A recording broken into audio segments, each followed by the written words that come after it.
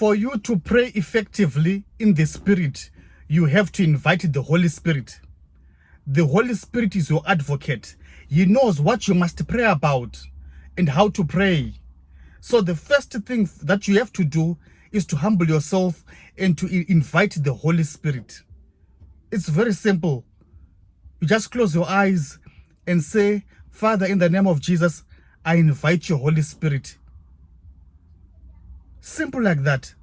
The Holy Spirit has to be among you as you pray. That is praying in spirit. The other powerful thing that I want you to know, which is actually the truth, is that we are going to read from the Bible for reference on this one. John 6, verse 63. Listen and pay attention to this verse. There is nothing that we can do without the word of God. The word of God is what guides us. It is a light unto our steps. So it is important for us to refer to the Bible in everything that we do. So listen to this verse.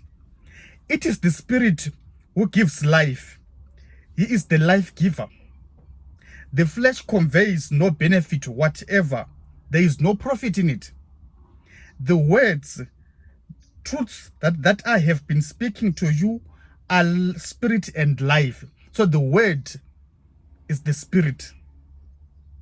For you to pray effectively, or for you to pray in spirit, you have to pray according to the word of God. The word is the Spirit.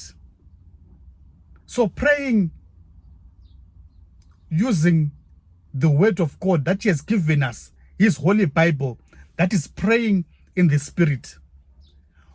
So you have to make it a habit to read the word of God. As you are reading the word of God, you are reading God. You are becoming a spirit, you are reading the Spirit. This helps you to pray in the Spirit. The benefit is that you get answered prayers. The Bible says that we pray amiss and our prayers are not answered because we pray according to our flesh desires or according to what we see. But when we pray in spirit, we are praying in line with the word of God.